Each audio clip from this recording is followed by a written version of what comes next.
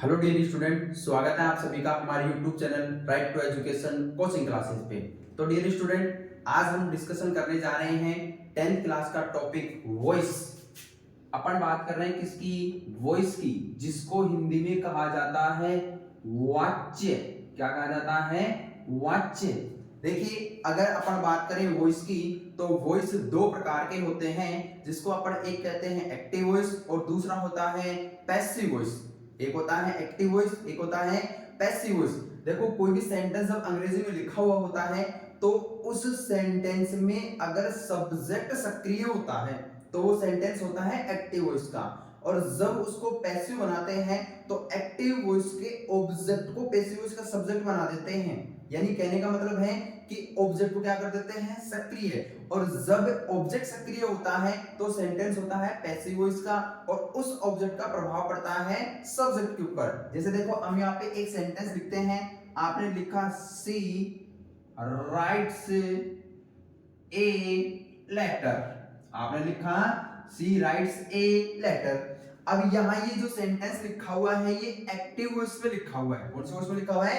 Active voice में। कह रहा है कि सी राइट्स ए लेटर, वह एक पत्र लिखती है। तो यहाँ कार्य किसके द्वारा किया जा रहा है? सी के द्वारा, जो कि क्या है? एक सब्जेक्ट है। लेकिन जब आप इसका पैसिव वॉइस बनाएंगे तो इसके 5 रूल होते हैं। कितने रूल होते हैं? 5 रूल्स ऑफ। ठीक है। अब देखिए, एक्टिव वॉइस में है, पैसिव वॉइस में बनाएंगे तो सबसे पहले तो आपको ये ध्यान रखना है कि टोटल टेंस अपने पास होते हैं 12 प्रकार की। कितने टाइप्स हो गए? 12 टाइप्स। लेकिन जब एक्टिव वॉइस से पैसिव वॉइस बनता है तब वो बनता है मात्र 8 टेंस का। मैं भी आपको नोट्स नहीं लिखा रहा हूं, मैं अभी आपको सिर्फ समझा ही रहा हूं। उसके बाद आप यहाँ लिखेंगे बोर्ड के ऊपर और आप उससे क्या बना लीजिए? नोट्स बना लीजिए। अभी मैंने आपको बताया कि टेंस 12 प्रकार के होते हैं, लेकिन एक्टिव वॉइस से पैसिव वॉइस मात्र 8 टेंसों का बनता है, 4 टेंसों का नहीं बनता। अब जिन 4 टेंसों का नहीं बनता उनमें एक अपने पास हो गया प्रेजेंट परफेक्ट का कॉन्टिन्यूअस, एक हो गया पास्ट परफेक्ट का कॉन्टिन्यूअस, और एक हो गया अपने पास फ्यूचर कॉन्टिन्यूअस। उसके बाद में एक लास्ट बच गया आपके पास फ्यूचर परफेक्ट कॉन्टिन्यूअस। इन 4 टेंसों का कभी भी एक्टिव वॉइस से पैसिव वॉइस से नहीं बनता। बहुत रेयर कंडीशन में कई बार अगर पूछ लेता है तो बना देते हैं, अपन इनमें क्या जोड़ देते हैं? बीम जोड़ देते हैं। लेकिन एग्जाम में आपको 10th क्लास में इनका नहीं पूछता।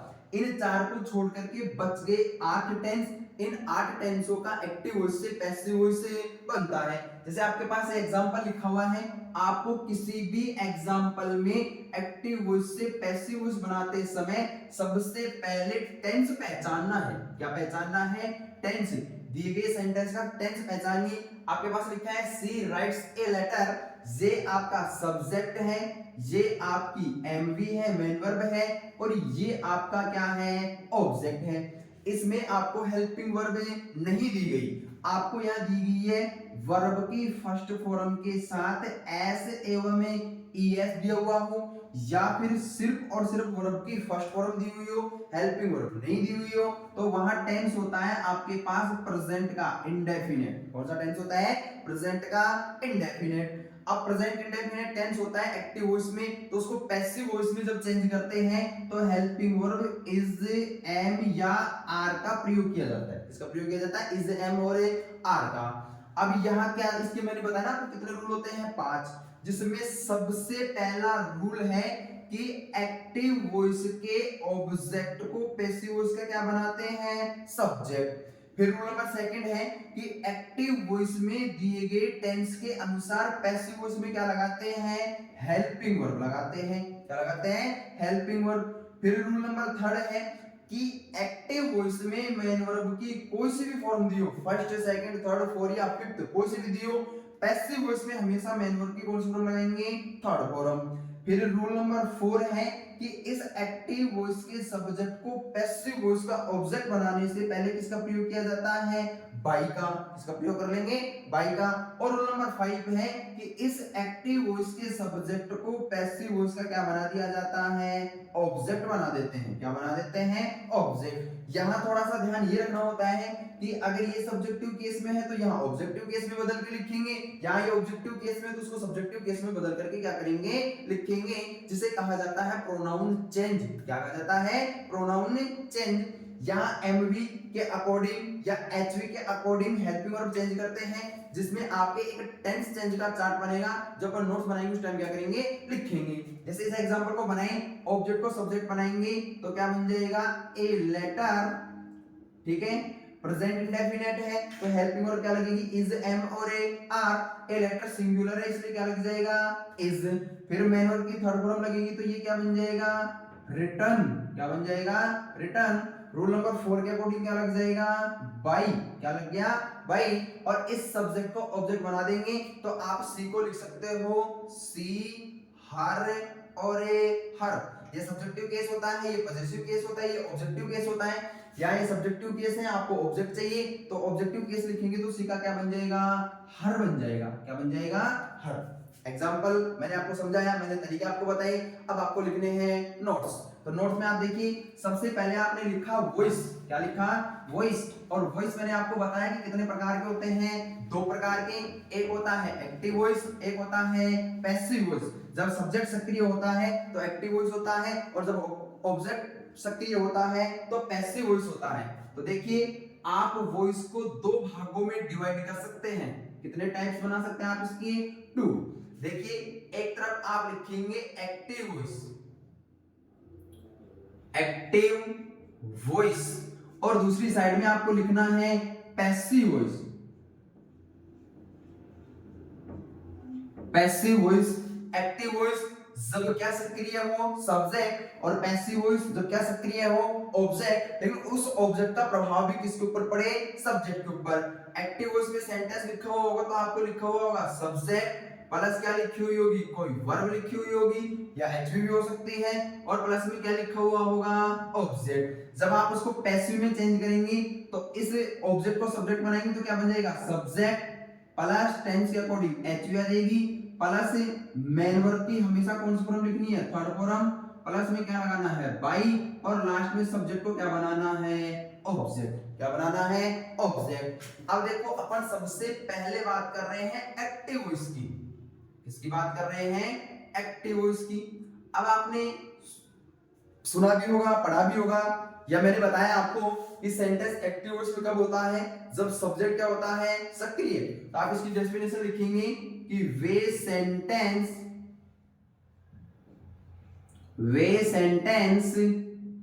जिनमें सब्जेक्ट सक्रिय होता है, वे सेंटेंस जिनमें सब्जेक्ट सक्रिय होता है, एक्टिव वॉइस के सेंटेंस कहलाते हैं। दूसरा आपके पास है पैसिव वॉइस, पैसिव वॉइस, ठीक है।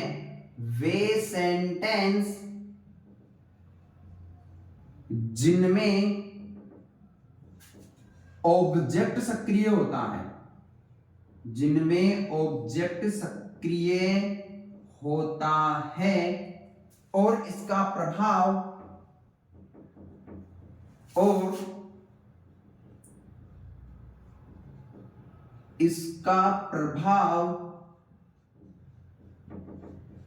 सब्जेक्ट पर पड़ता है। किस पे पड़ता है, सब्जेक्ट पे। तो वो क्या होता है, पैसिव वॉइस। जब सेंटेंस में सब्जेक्ट सक्रिय होता है तो वो होता है एक्टिव वॉइस। देखिए, अब आपने ये लिखा, अब आपको सबसे पहले नोट लगा के लिखना है कि एक्टिव वॉइस से पैसिव वॉइस कितने टेंसों का बनता है। मैंने आपको बताया कि टेंस 12 टाइप्स के होते हैं, जिनमें एक्टिव वॉइस से पैसिव वॉइस मात्र कितने प्रकार के टेंसों का बनता है, 8 प्रकार के टेंसों का, और 4 प्रकार के टेंसों का नहीं बनता। तो आप इसमें लिखेंगे एक्टिव वॉइस से पैसिव वॉइस मात्र 8 टेंस का ही बनता है।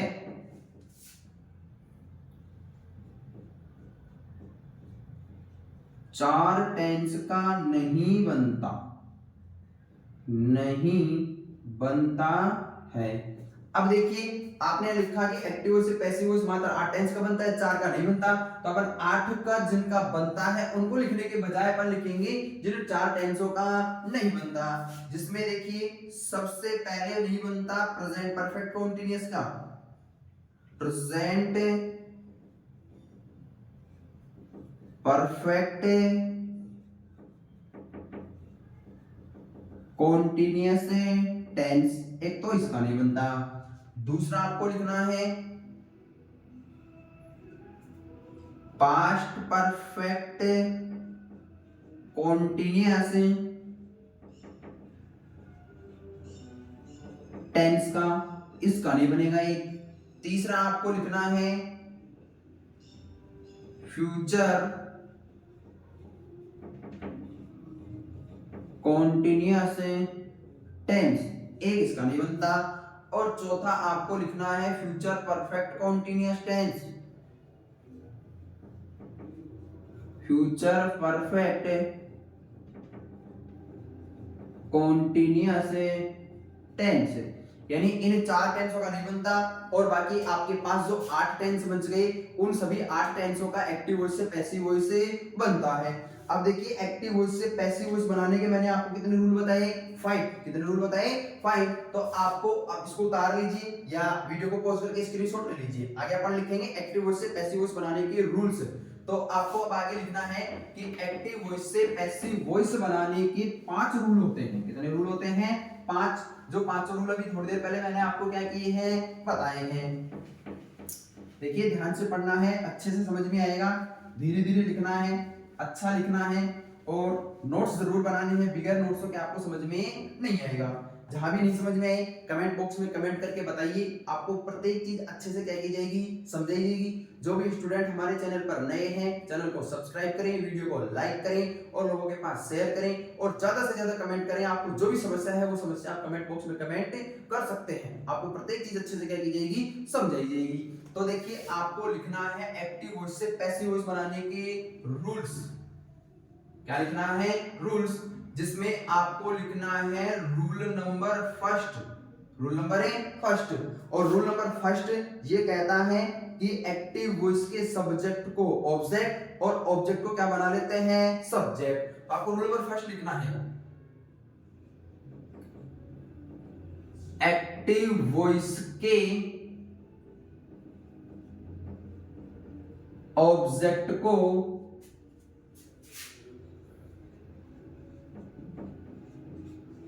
पैसिव वॉइस का सब्जेक्ट बनाया जाता है। ये है आपका रूल नंबर फर्स्ट। फिर आपको लिखना है rule number second. Rule number second क्या कहता है कि एक्टिव वॉइस में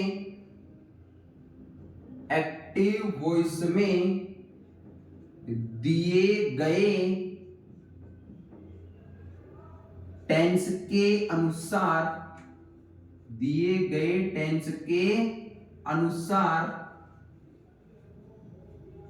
पैसिव वॉइस में HV का प्रयोग किया जाता है। HV का प्रयोग किया जाता है। यह है आपका रूल नंबर सेकंड। अब आपको रूल नंबर सेकंड में लिखे कि एक्टिव वॉइस में दिए गए टेंस के अनुसार पैसिव वॉइस में हेल्पिंग वर्ब का क्या किया जाता है, प्रयोग किया जाता है। जिसका एक चार्ट बनाएंगे, बाद में बनाएंगे, पहले एक बार रूल लिख लो सारे के सारे। 2 चार्ट बनेंगे, दोनों चार्ट एक साथ क्या कर देंगे, बना देंगे। उसके बाद rule number third. Rule number third ये कहता है कि एक्टिव वॉइस में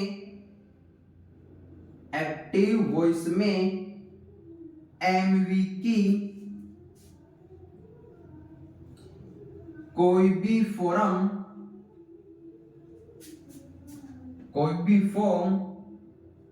दी गई हुई हो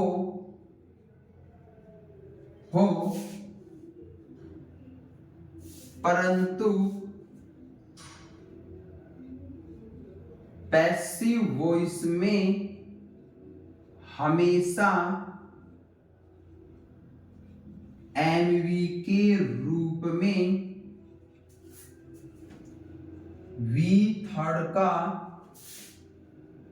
प्रयोग किया जाता है। किसका प्रयोग करेंगे? वी थर्ड का। उसके बाद में आपके पास है रूल नंबर 4, एक्टिव वॉइस के सब्जेक्ट को पैसिव वॉइस का ऑब्जेक्ट बनाने से पहले बाई का प्रयोग किया जाता है। किसका प्रयोग करते हैं? बाई का। और इस बाई का अर्थ होता है के द्वारा। क्या होता है? के द्वारा, जिसका यूज किया जाता है सब्जेक्ट पे प्रभाव डालने के लिए। किस लिए यूज किया जाता है? सब्जेक्ट के ऊपर प्रभाव डालने के लिए। नेक्स्ट है आपका रूल नंबर 5, ये कहता है कि एक्टिव वॉइस के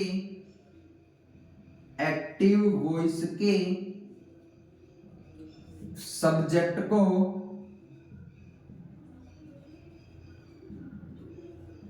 पैसिव वॉइस का ऑब्जेक्ट बनाया जाता है, परंतु इसे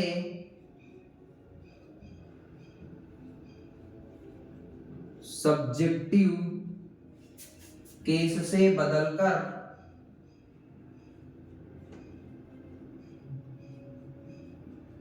ऑब्जेक्टिव केस में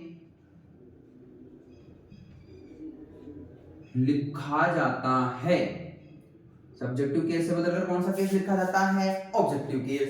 ये 5 रूल आपके पास, जो किसी भी एक्टिव वॉइस के सेंटेंस को पैसिव वॉइस में क्या कर देंगे? बदल देंगे।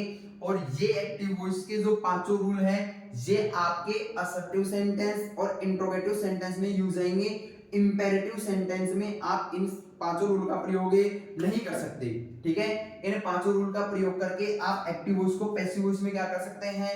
बदल सकते हैं। अभी मैंने आपको थोड़ी देर पहले बताया था कि आपको 2 क्या बनाने हैं? चार्ट बनाने हैं, जिसमें सबसे पहला चार्ट है टेंस वाला। कौन सा है? टेंस वाला, जिसमें आपको एक्टिव वॉइस में दी गई एचवी या एमवी के अकॉर्डिंग टेंस पहचानना है और फिर पैसिव वॉइस में हेल्पिंग वर्ब का प्रयोग करना है। दूसरा आपको एक चार्ट बनाना है कि एक्टिव वॉइस में जो सब्जेक्ट दिया है उसको पैसिव वॉइस में ऑब्जेक्ट बनाएंगे तो प्रोनाउन क्या होगा? चेंज होगा। तो जिसमें आपको सबसे पहला चार्ट बनाना है टेंस चार्ट। सबसे पहला बनाना है आपको टेंस चार्ट। टेंस चार्ट में इधर लिख दीजिए एक्टिव वॉइस, इधर लिखिए एक्टिव वॉइस,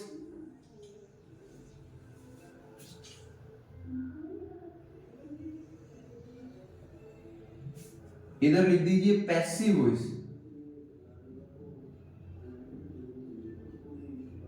पैसिव वॉइस। अब इसके आपको बनाने हैं चार्ट, जिसमें देखिए सबसे पहला टेंस है आपके पास प्रेजेंट का इंडेफिनेट। प्रेजेंट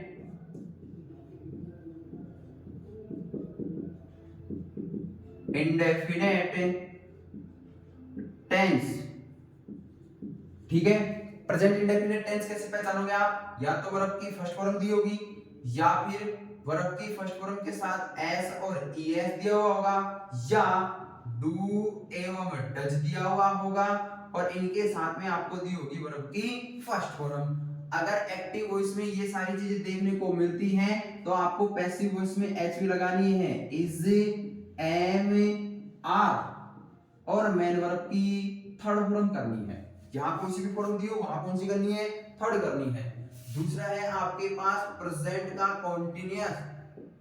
प्रेजेंट कॉन्टिन्यूअस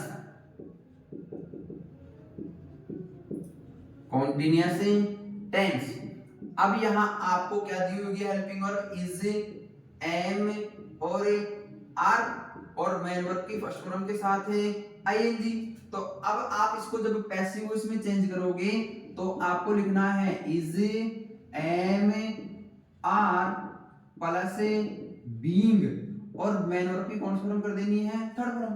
तो यहाँ देखिए कि मेन वर्ब की जब कोई भी फॉर्म दे रखा है, फर्स्ट दिया, फर्स्ट फॉर्म के साथ एस और एस दिया, आईएनजी दिया, करनी खड़ी है, लेकिन यहाँ ध्यान रखना है कि जब डू डज देगा तो इज एम आर बना देंगे, और जब पहले से इज एम आर देगा तो प्लस में क्या जोड़ रहे हैं, बीइंग जोड़ रहे हैं, प्लस में क्या जोड़ रहे हैं, बीइंग।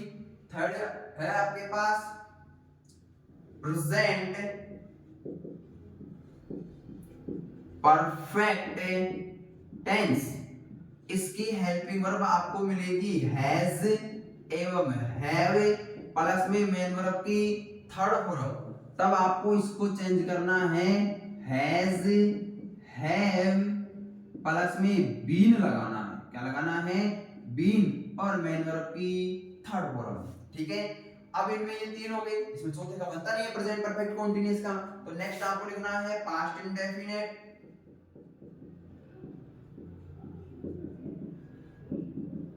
पास्ट इंडेफिनिट टेंस, जिसमें आपको या तो वर्ब की सेकंड फॉर्म देगा या फिर आपको देगा डिड प्लस में वर्ब की फर्स्ट फॉर्म। तो आपको जब इसको पैसिव में चेंज करना है तो आपको हेल्पिंग वर्ब लगानी है वाज एवं वर प्लस में मेन वर्ब की third form.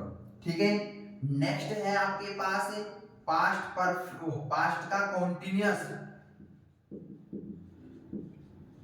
Past continuous tense, जिसकी देखिए हेल्पिंग वर्ब आपको देगा वाज एवं वर प्लस मेन वर्ब की फर्स्ट फॉर्म के साथ है आईएनजी। जब आप इसको पैसिव में चेंज करोगे तो वही सेम ही करना है इज एम आर के जैसे ही, क्या लिखना है, वाज वर प्लस बीइंग और प्लस में मेन वर्ब की थर्ड फॉर्म। नेक्स्ट है आपके पास past perfect, past perfect tense. ठीक है, इसमें आपको हेल्पिंग वर्ब तो देगा had, helping verb had plus में मेन वर्ब की थर्ड फॉर्म। और जब इसको पैसिव में चेंज करोगे तो जैसे यहाँ हैज के साथ बीन लगा है, यहाँ हेड के साथ में भी क्या लग जाएगा, बीन प्लस मेन वर्ब की वही थर्ड फॉर्म। ठीक है, नेक्स्ट है आपके पास फ्यूचर में चले गए क्योंकि पास्ट परफेक्ट कंटीन्यूअस का बनेगा नहीं, तो हो गया फ्यूचर इंडेफिनिट।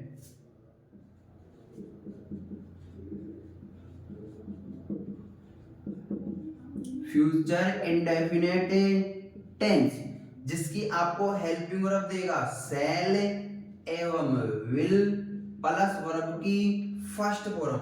जब इसको पैसिव में चेंज करेंगे तो यहां लिखेंगे shall will plus be plus verb की third form.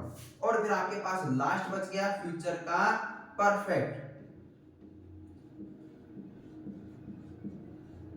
Future perfect tense, जिसकी एचवी होगी आपके पास शैल विल प्लस हैव और प्लस वर्ब की थर्ड फॉर्म।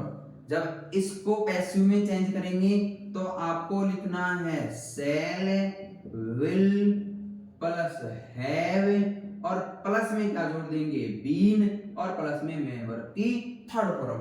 ये आपका क्या बन गया, टेंस परिवर्तन वाला चार्ट, यानी